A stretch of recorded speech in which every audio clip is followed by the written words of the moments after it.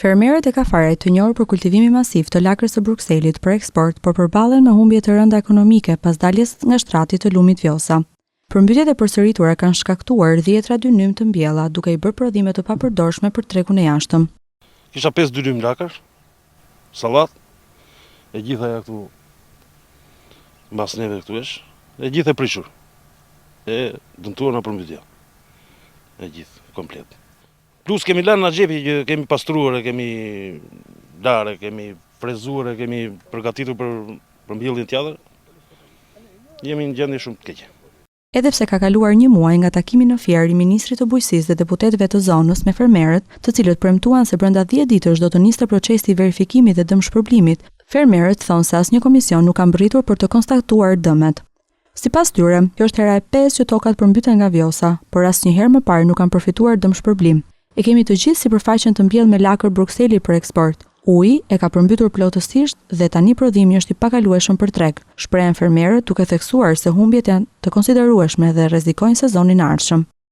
As kanë ardhur dhe me çfarë shikoj unë as kanë ndërmend vinë ata. Na kanë premtuar shumë biles edhe ishim në një takim aty me fajsues nga qeverisë, ishte zënës ministria, ishte ministri bujqësisë, i financës, ishin gjithë bashkë ata. Na thanë 10 ditë maksimumi do vim ande të shikojmë gjendjen e terren. Data 4 në mëngjes që ishim neve, shkurt, data 3 sot, sa ka sot 3 mars, ata s'kanë ardhur akoma. Nuk e di, ne kemi humbur çdo shpresë nga ata. Hall flasim, hall mos flasim. Edhe kur flasim, na thonë që pse fole, kishim ndërmend të hipnim me gjebet mediatike ne s'u japim më inati. E kuptoni apo jo? Si çfarë situatë jemi ne apo? E kaq, ky është realiteti këtu. Ndërkohë dëmet kanë qenë të njëpasnjëshme, nga ngricat, nga daljet e lumit, atëherë në këto kushte, duke mos marrë subvencion, ju në sa të vështirë e keni të mbijetoni? Ne edhe bankët jemi hisë edhe mos merr, vetë edhe burim legësh të ishim neve as bet llaf që do falimentojmë, ne kemi shumë të vështirë, se sa një fermer, domethënë, që është tamam i rregull ashtu, maksimumi 2 vjet mund të rezistojë, për shembull, hisë mos merr, pas vitin e tretë pastaj dorëzohet edhe tashti.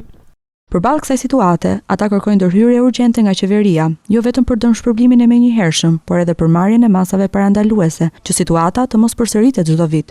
Deri tani, sipas tyre, premtimet kanë mbetur vetëm deklarata, ndërsa dëmet në terren vazhdojnë të rëndojnë mbi buxhetet familjare të 10 fermerëve të zonës.